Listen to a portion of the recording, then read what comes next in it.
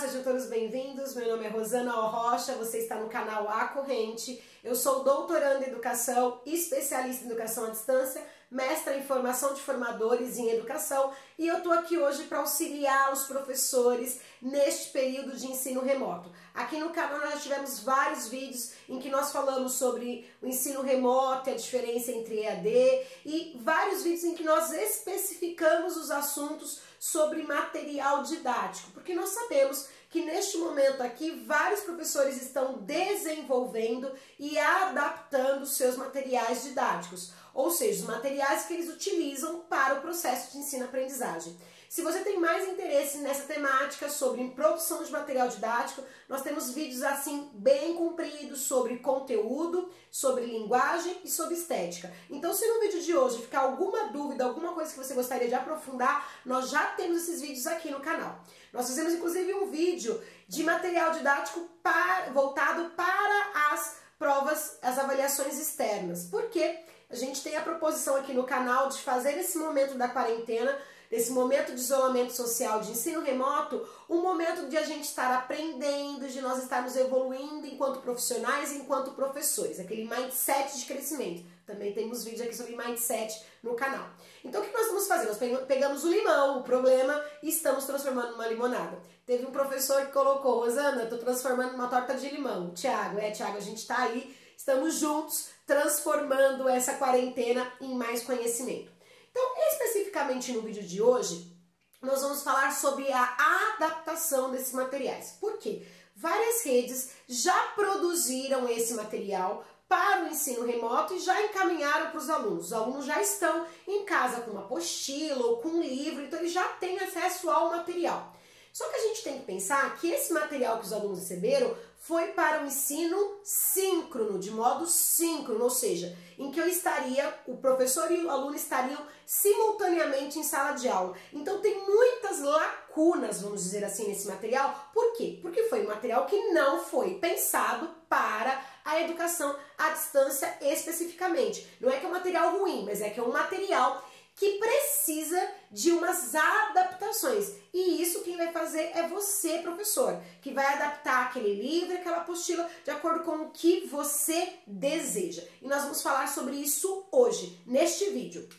Nós vamos começar então dizendo que a gente precisa, quando a gente fala de adaptação de material, nós estamos falando do ensino remoto, e esse ensino remoto, ele nada mais é do que a educação à distância adaptada por esse período em que nós não temos a possibilidade de estar no mesmo espaço físico do aluno. Então, segundo o decreto 5622, que é o que regulamenta a LDB, então tá na LDB, esse tipo de modalidade que nós estamos fazendo, o ensino remoto, é uma mediação didático-pedagógica nos processos de ensino-aprendizagem, que ocorre com a utilização de meios de tecnologia de informação e comunicação. Então a gente está usando aí, a gente vai usar redes sociais para se comunicar, o WhatsApp, a gente vai usar e-mail, a gente vai usar o Drive, a gente vai usar os ambientes virtuais de aprendizagem, nós vamos usar material impresso, que é o livro, que é a apostila, mas nós estamos fazendo isso com estudantes e professores, desenvolvendo atividades educativas em lugares ou tempo diferentes. Para que nós comecemos a falar, a gente vai estar falando aqui hoje, nesta videoaula, sobre material didático assíncrono. Porque a grande maioria dos materiais que os professores estão desenvolvendo são materiais que são para serem utilizados de forma assíncrona. Por quê? Porque geralmente na casa tem um computador apenas. Então não tem como todo mundo estar logado no mesmo momento. Então o que está sendo feito? Estão sendo mandadas atividades para esses alunos e eles acessam a atividade, mas não necessariamente fazem no mesmo tempo que o professor. Rosana, está acontecendo isso em algum lugar? Sim. Quando nós temos as webconferências, por exemplo, eu estou fazendo um doutorado e a PUC está utilizando aulas remotas, mas a gente está em webconferência. Então é como se fosse uma sala de aula em que professor e aluno estão juntos ali no mesmo tempo. Esse tipo de comunicação, ele tem algumas vantagens, essa webconferência, essas lives, ou mesmo no Teams ou outros aplicativos que a gente pode fazer aí e tá conversando, né, chamando todo mundo, reunindo e falando ao mesmo tempo.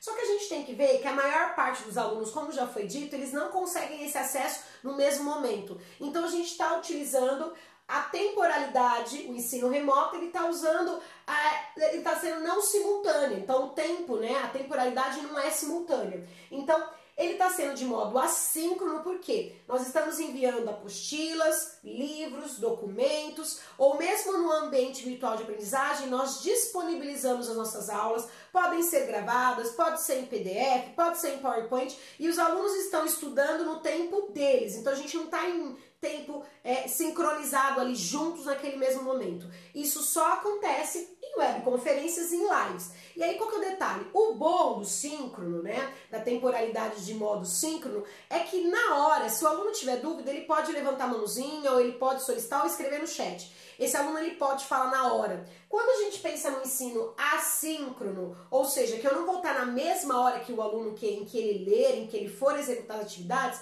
nós temos que pensar muito nesse material. Porque esse material aí, ele vai ter que de uma forma conversar com o aluno. Ele vai ter que suprir a necessidade de a gente, quando a gente, professor, está ali em sala de aula dando dicas, dando orientação. E para isso ele tem que seguir alguns critérios que a gente vai falar na aula de hoje. Então o material didático assíncrono, ele merece atenção especial por fato de não contarem com os benefícios da comunicação síncrona, de poder tirar dúvida, de expressões faciais, porque se eu estou, por exemplo, mandando para um aluno alguma coisa em texto, o aluno não vai conseguir ver no meu olhar as ênfases, que eu dou, olha, isso é importante. Então nós temos que pegar, e essas ênfases, essa gesticulação, essa entonação que a gente usa no ensino síncrono, tirar dúvida no momento, né, no momento que o aluno tem, no momento imediato do aluno, isso não ocorre. Então nós precisamos de ter mais atenção. Os materiais, então, eles estão sendo adaptados, então por isso que é o ensino remoto emergencial, do material que nós utilizaríamos em sala de aula, nós estamos adaptando, né, todas as vezes estão fazendo isso, adaptando esses materiais para serem utilizados de modo assíncrono, sem professor e alunos ali, né, simultaneamente fazendo as atividades. Ele precisa de ter alguns critérios, a gente vai buscar alguns critérios, que são critérios relacionados ao conteúdo, à linguagem e à estética. A gente vai resumir no vídeo de hoje. Em relação ao conteúdo, a gente começa dizendo o seguinte: esse material tem que ter um conteúdo com concisão e relevância.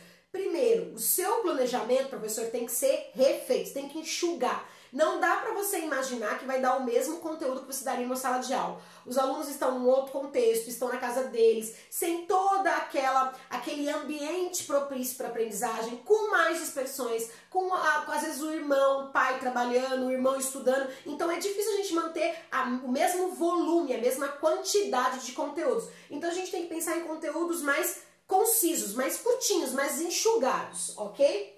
Buscar desenvolver habilidades e competências. Não quer dizer, porque eu vou diminuir conteúdo, que o aluno não vai aprender. A gente pode pensar o seguinte: em vez de passar 5 conteúdos, eu vou passar os essenciais, 2. E dentro desses conteúdos, eu vou trabalhar com os descritores, ou seja, com as operações mentais, com as habilidades e competências que o aluno tem que desenvolver. Até porque, nas avaliações externas, no SAEB, ANA, ENEM, não é cobrado conteúdo, são cobradas habilidades e competências. Então até a gente tem um vídeo no canal que é o momento da gente adaptar nossos materiais para isso, para preparar nossos alunos o conteúdo associado ao desenvolvimento de habilidades e competências. Então se você pensar, até pode ser um ensino em que a gente desperte aí uma coisa que a gente às vezes não se preocupa. Tem muito professor que é muito conteudista, desenvolve só conteúdo. E a gente pode alargar essa visão.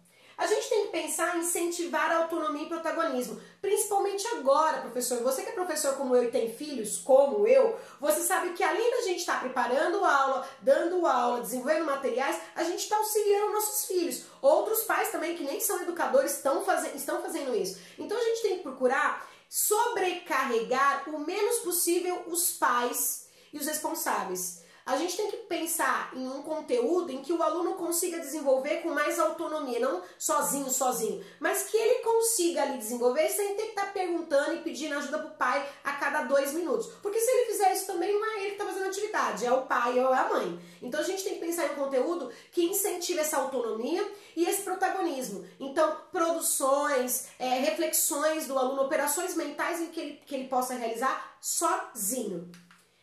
Sequências e sessões. Segundo item de conteúdo, os objetivos de aprendizagem devem ser sequenciados, claros e específicos. A gente vai falar aqui, mas é pensar o seguinte, eu vou trabalhar com texto, mas primeiro eu trabalho com um parágrafo, né? Depois eu trabalho com um parágrafo conectando, né, com o outro, para depois ir no texto. Não dá para eu querer ir de cara, né, sem ter uma sequência didática que a gente fale. Então eu vou trabalhar com produção de texto, começa então pela ideia central, começa pelas partes, para depois ir pro todo. Ou pode ser o contrário, eu posso ir no todo, falar como funciona, como que é um texto e depois especificando parte por parte, mas a minha aula tem que ter claros objetivos, tem que ter uma sequência didática em que o aluno vá aos poucos atingir o objetivo de aprendizagem que eu quero naquela aula. Eu fiz aqui uma sugestão e eu vou deixar no final do vídeo para vocês, de sessões de partes importantes. Então a gente pensa numa introdução, que eu vou explicar depois parte a parte, num desenvolvimento e num fechamento, numa conclusão. Nós vamos chegar nela. Os conteúdos, eles têm que ter explicações. Sabe quando você em sala de aula diz para o aluno, olha, a gente vai fazer assim, vocês vão pegar, por exemplo, a gente dá um exemplo, é isso mesmo, a gente explica, a gente tem que pensar isso, porque o aluno ele não vai ter a gente lá. Então, se tiver algum conteúdo que você verifique, ou algum procedimento da aula, que você sabe que o aluno vai ter dificuldade, esclareça, explique para esse aluno, ou em vídeo, ou em áudio, ou escrito, porque vai facilitar. Então, a gente tem que pensar que quando a gente for ensinar conceitos novos, nós temos que concretizar esses conceitos e mesmo orientações de instruções para esse aluno da atividade por meio de exemplos. Então, olha, vai desenvolver o texto. Por exemplo, você vai falar sobre isso. Então, procura assim, assim, assim e faça isso, isso, isso. Eu vou dando exemplos para que o aluno se situe. É interessante também colocar glossário, que é o nosso vocabulário, você vai colocar palavras desconhecidas. Se puder evitar, ótimo. Se não pode evitar, estou trazendo um termo técnico, estou trazendo um termo novo, estou falando de oxítona, paroxítona, mas o aluno, eu vou ter que explicar o que é aquilo, colocar o vocabulário, porque a gente não vai ter esse aluno aí com acesso ao professor para professor. O que é oxítona? O que é paroxítona? O que é paroxítona? A palavra paroxítona. E aí as palavras desconhecidas a gente evitar. Se eu tiver de usar, eu vou colocar ali um vocabulário, um glossário. A gente tem que pensar, o quarto item, é interatividade e personalização. Não é porque nós estamos à distância, tem que ser uma coisa congelada, engessadinha. A gente tem que pensar isso, falei em outros vídeos. Olha para a câmera quando estiver gravando uma videoaula, quando estiver gravando o áudio da sua aula, uma aula em PowerPoint, coloque ali na sua voz aquela pessoa, como se você estivesse em sala de aula. Rosana, eu não estou em sala de aula, menos. Sim, mas a gente tem que fazer com que o aluno, assim como nós estamos sentindo, o nosso aluno está sentindo mais. Então nós temos que fazer com que ele sinta o menos possível. E quanto mais natural nós formos, melhor é. Tem gente que vai gravar vídeo aula, nós estamos aqui.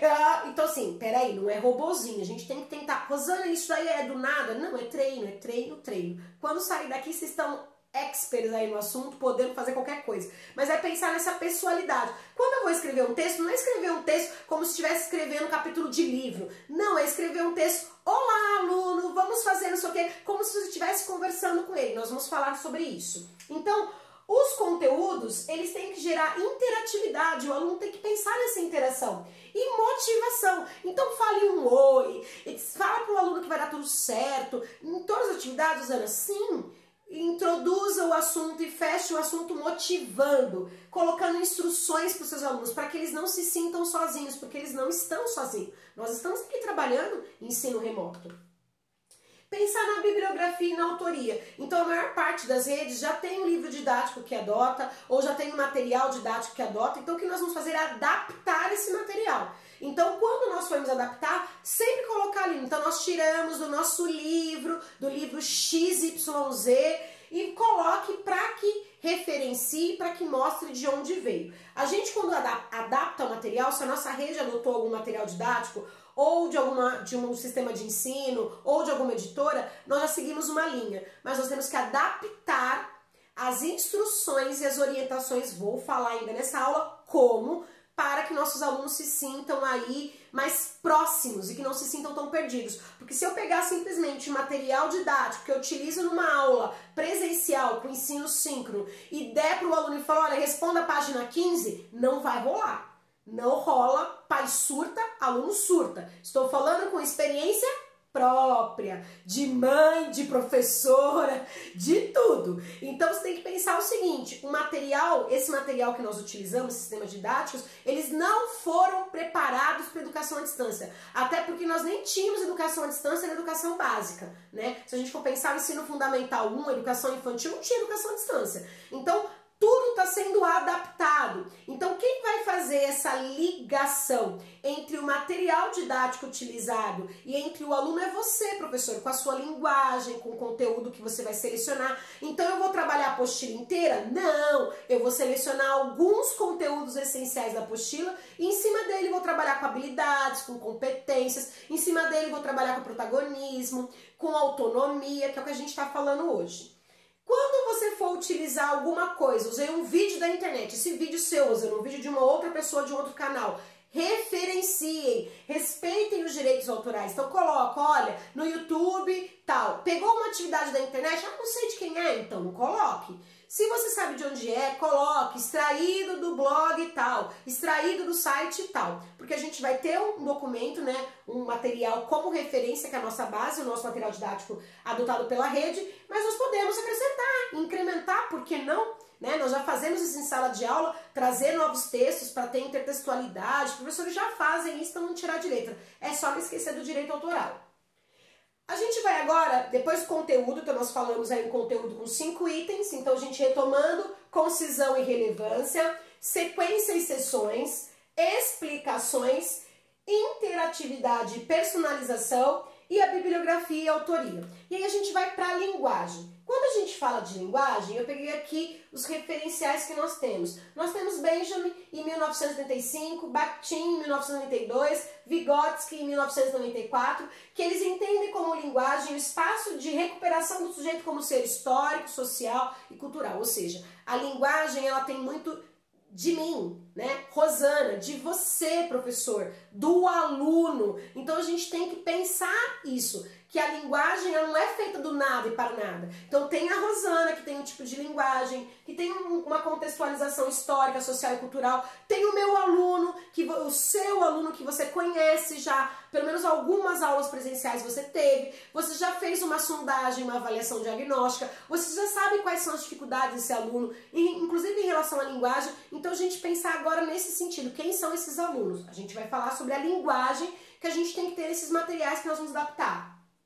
Por quê? Lembrando também que o material didático da rede não é um material adaptado para a nossa escola. Então, por exemplo, na escola em que eu sou gestora, é uma escola que não é todo mundo que tem computador em casa. Então, nós estamos fazendo as aulas remotas pelo WhatsApp. A sala de aula minha é o WhatsApp. Não tem Google Drive, não tem Teams, não tem Google Classroom. É WhatsApp a sala de aula. E com imagem colocada, com print, mas funciona, porque a gente tem que pensar no material utilizado, mas nas necessidades e na adaptação do meu público. A gente vai falar mais sobre isso. Então, quando a gente pensa na linguagem, a gente está falando de gestos, sinais, sons, símbolos. Quando eu gravo videoaula, eu tenho gesticulação, eu tenho sinal, eu tenho olhar, eu tenho expressões faciais, mas quando a gente pensa no material escrito, aí eu preciso de mais atenção ainda, porque eu não tenho entonação, eu não tenho sons, então eu preciso de mais atenção e é isso que a gente vai falar. Primeira coisa sobre a linguagem, ela tem que ser tópico e paragrafação. Então, você tem que pensar uma estrutura de tópico por tópico. Então, frases, né, parágrafos curtinhos e que sejam de fácil entendimento. Por quê? Nessa adaptação do material didático, você vai estar dando instruções para o pai, o que fazer, como fazer. Então, tem que fazer parágrafo por parágrafo para não misturar tudo e para não ficar perdido. Quando você coloca que nem no manual de instrução, tem parte por parte, tópico por tópico, fica mais fácil o entendimento.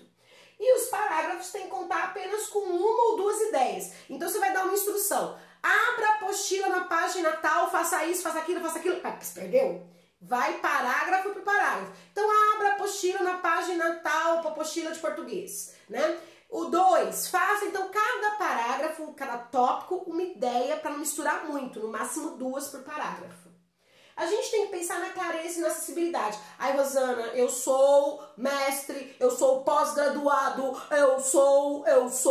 e eu gosto de falar uma linguagem mais difícil porque eu sinto que eu sou... Meu amor, A gente tem nosso público, nosso aluno, então a gente tem que adequar a nossa linguagem ao contexto, adequar os seus alunos ao que eles precisam, a como eles falam. Se é um público jovem, uma linguagem mais jovem, o que a gente faz em sala de aula? Quando a gente está com as crianças, com os pequenininhos, a gente não simplifica as coisas? Por que agora a gente vai simplificar? Olha, então veja essa parte aqui do texto, olha esse quadradinho aqui. Rosana, mas eu vou falar igual boba. Meu amor, você está falando para os seus alunos. Você não está falando para a câmera do celular, você não está falando para o celular no áudio, você não está escrevendo para nada. Você está fazendo para o seu público. Então, adeque a linguagem ao seu público.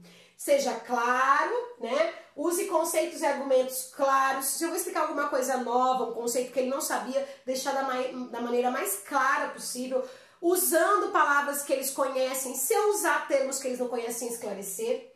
Eu tenho que usar uma linguagem inclusiva e acessível. Seja acessível para o meu público. Qual é o seu público, qual é o seu aluno? Tem que estar acessível para ele. Tem que incluir todos. Então, pensar também no material de inclusão. Então, se você vai ter um aluno inclusão, não é esquecer esse aluno. O que dentro desse material esse aluno pode desenvolver? Então, a gente trabalha no sentido da inclusão e da acessibilidade também.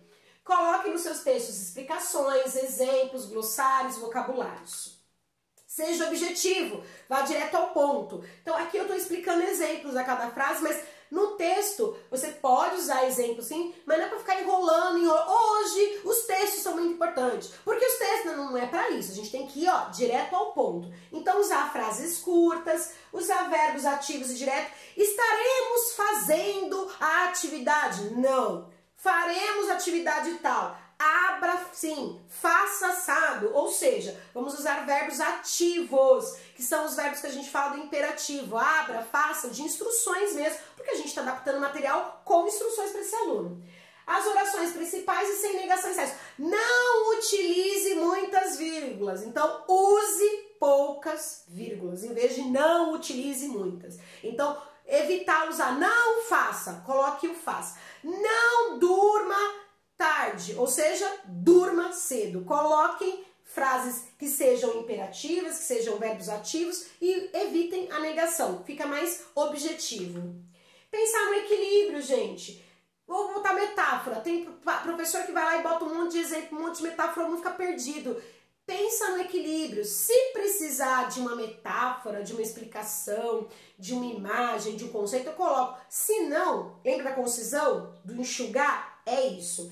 Então a gente vai utilizar de forma equilibrada metáfora. Então, pensa que você está num carro. Uma aula presencial, legal, imagina que está no carro. Mas será que na aula à distância a gente vai conseguir depois fazer a associação dessa metáfora com o conteúdo? Então, se sim, legal, coloque. Se não, esquece, pensa no equilíbrio. Analogias, repetições e comparações. Você vai usar se for necessário, se for ideal para o material. Dosar a quantidade de informações e exercícios. Então, cuidado, gente. Ai, não, tem que mandar uns 5 exercícios. Por que não 2? Por que não 3? O que importa é que o aluno desenvolva operações mentais. O que importa é que o aluno desenvolva competências e habilidades. E não que o aluno assimile conteúdo, porque você vai deixar o aluno doido e você vai ficar doido também. Vai deixar a mãe doida e a mãe vai deixar você doida. E o responsável. É um ciclo, né? A gente pensa que é um círculo vicioso, é uma coisa que vai fazendo assim, né? É uma roda gigante. Abordagem lógica. Então, pensar que o material ele pode ter abordagem do método dedutivo ou do método indutivo. Eu coloquei 2 exemplos nessa aula práticos para vocês.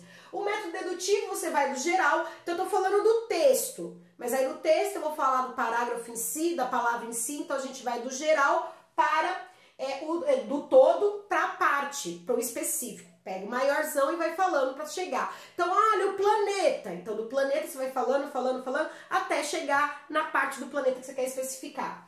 Ou você pode usar o método indutivo, que para autonomia e protagonismo é o melhor. O que é esse método indutivo? Você vai pegar experiências concretas. Então, por exemplo, imagine o que você, na sua infância, ou imagine o que você fez no final de semana, imagine quando você vai tomar um copo com água, o que acontece? Então, você pega uma experiência concreta desse aluno e a partir dela, você induz ele a uma aprendizagem. Então, tem o método dedutivo, que você, professor, deduz, você vai no todo. para específico, para parte, e tem o método indutivo, que a gente usa experiências. Eu faço muito isso em português. Então, lembrem o comercial de televisão que vocês gostem. Então, neste comercial, a gente está pegando uma experiência concreta do aluno. Funciona porque a gente dá autonomia e personaliza, né? Cada aluno vai pensar num comercial que queira, numa pessoa que queira. Motivacional, a questão motivacional da linguagem, utilize um estilo conversacional, com incentivos amigáveis. Sabe como se estivesse conversando, com diálogo? E aí, aluno, tudo bem? Hoje a gente vai fazer isso. Espero que vocês gostem. E aí, foi fácil? Amigos, eles igual bobo, vai conversando com papel, escrevendo. Gente, o aluno vai ler. Esse vídeo vai chegar ao aluno, o PowerPoint vai chegar no aluno, o PDF vai chegar no aluno. Então, sim, o estilo de diálogo, o texto, a apostila, o livro que nós estamos adaptando, ele já tem um estilo, né, vamos dizer assim, meio que, né, um pouquinho distanciado. Quem tem que aproximar esse material do meu aluno sou eu, professor. É você, professor. Então, pensar nesse estilo de conversa mesmo. Ah, mas eu vou parecer louca. No começo a gente parece, depois a gente vai acostumando, tá? Mecanismos instrucionais e motivacionais. Motive seu aluno. Instruções. Coloque aí para ele o que faz primeiro, o que faz depois. Põe no caderno, faço assim, não faço assado. Instrua, oriente e motive. Vai dar certo, vai dar certo, vai dar certo. Que vai dar certo. Agora a gente vai para o último item, estética. Quando a gente fala de estética, é a aparência, né? Então a gente falou de conteúdo, que é em si, são em si os ensinamentos e aprendizagens que nós vamos desenvolver. Nós falamos sobre a linguagem, que é o modo como eu apresento, no sentido de, né, como que você conversa, como que você chega. E aí, por último, a gente vai falar da estética, que é o visual, tá? Então, na estética se refere ao apelo visual e à sua atratividade. Então, a tua estética tem que ser atrativa. Eu já mostrei num vídeo que eu fiz aqui sobre estética, o maior, em que nós usávamos o fundo verde. E esse fundo verde a gente viu que incomodava, então não era tão atrativo, apesar de parecer uma lousa. Então, nós mudamos para o fundo branco, tá? As limitações podem se restringir à qualidade, a quantidade e a qualidade gráfica da informação. Como nós já temos um material adotado, que foi um material pensado, a qualidade gráfica das apostilas, dos livros, ótimo, passa um padrão de qualidade. Mas a minha atividade, aquela instrução que eu vou apresentar para o aluno, também tem que estar bonitinha. Não pode estar de qualquer jeito. E aí eu vou dizer como no final dessa aula. Então a gente vai falar sobre a estética, o primeiro item. Lembrando que eu estou resumindo isso aqui, nós temos aulas maiores aqui no canal, se você quiser aprofundar. Quando a gente fala de estética, a primeira coisa é identificação. Cadê o cabeçalho? A rede que você faz parte? É uma secretaria estadual, é municipal? Qual é o cabeçalho, a logomarca, a identificação visual da sua escola? Eu tenho que colocar, Rosana? Sim!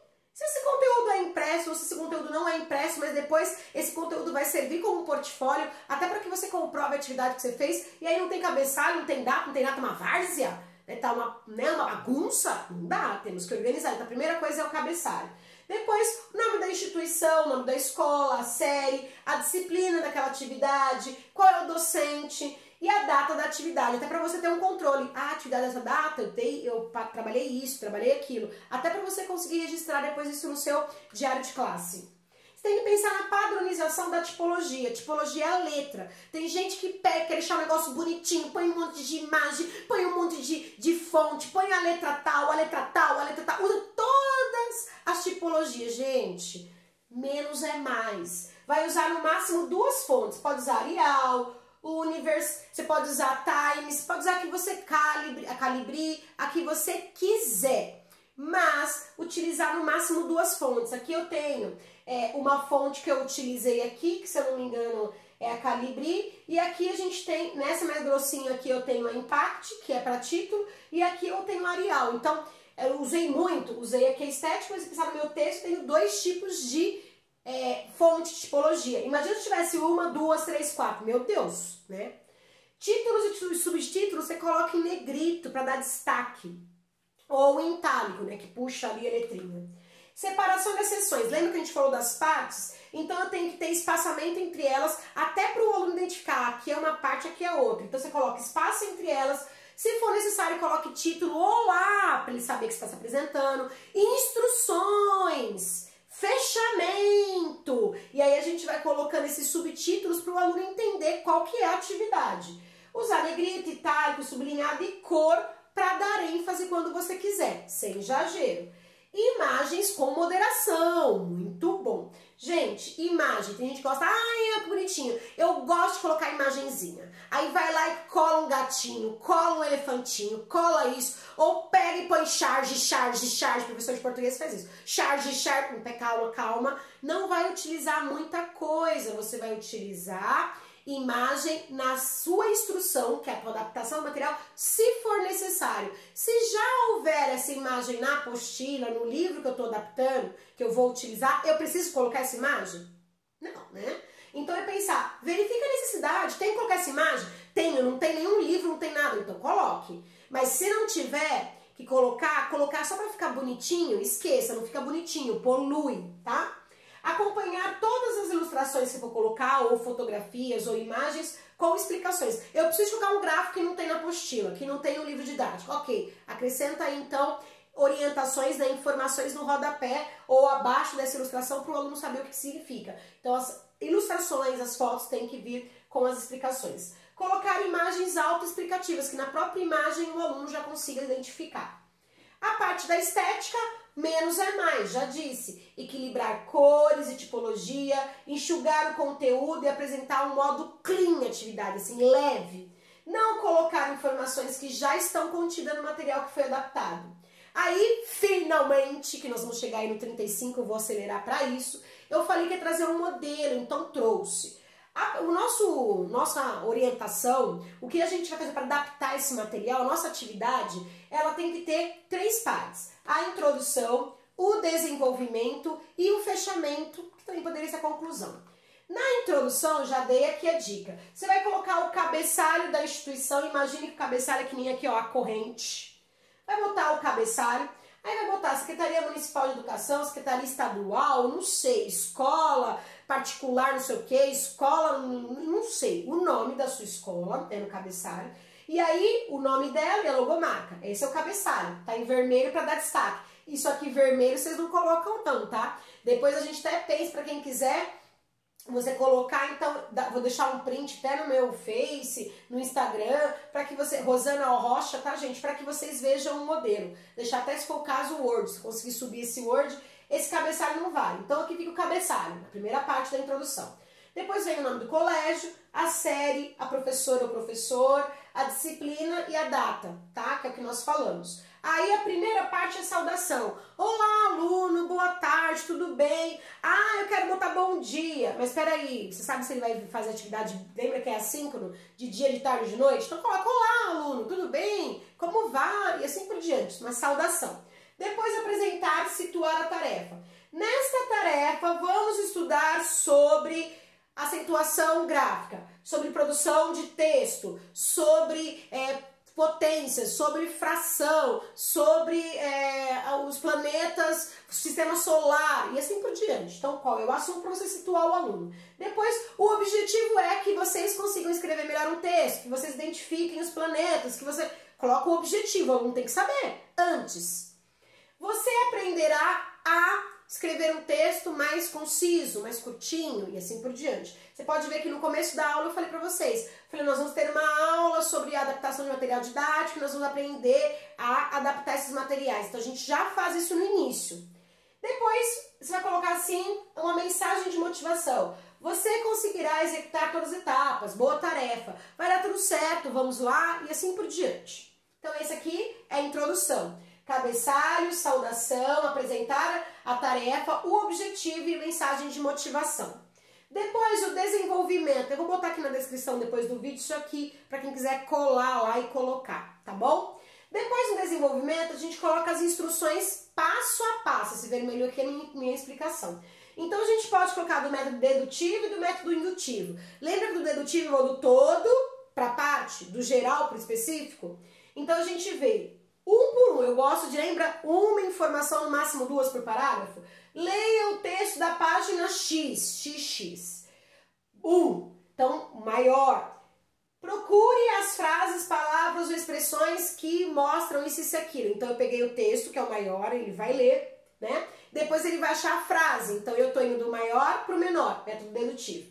Depois ele lê, procurar as frases, ele vai escrever no caderno essas frases em ordem alfabética. Vamos supor que seja essa atividade. Ele vai ler o texto, vai identificar as palavras que expressam ação e depois vai classificar em ordem alfabética. Vamos pensar que é essa atividade, tá bom? Eu também posso usar instruções. Pode ter mais instruções? Pode. Se depois eu quiser que 4, recorte do jornal isso. 5, cole, 6, compare. Mas é pensar que o menos é mais. Vocês viram que tem quantos passos aqui? 3. Se a gente for pensar em atividades, tem 2, né? Ele vai procurar as frases e vai escrever no caderno. Então, pensar que o menos é mais. Método indutivo é o método que você vai usar uma experiência do aluno vivida por ele. Então, por exemplo, lembre, busque, pesquise situações ou ocasiões tal. Então, lembre aí, puxe na memória, busque na sua memória alguma pessoa que fale bem em público. Então, eu estou pegando a experiência concreta do aluno e puxando. Associe, compare com o texto da imagem da página tal. Então, eu tenho uma página no livro que fala sobre falar bem em público, sobre oralidade, sobre variações linguísticas, por exemplo. Então, lembre expressões de pessoas que moram em sítio ou que moram em regiões afastadas. Quais expressões que se usam? Vamos pensar no Chico Bento, por exemplo. Depois, compare com algumas expressões que pessoas que você conhece digam. Escreva no caderno, tá? Escreva na apostila ou escreva no caderno. Então, percebam. No método dedutivo, eu pego do geral e vou para o específico, pego do todo e vou para a parte. E do método indutivo, eu pego uma experiência desse aluno, trago essa experiência para a memória para que ele relate, para que ele faça alguma atividade.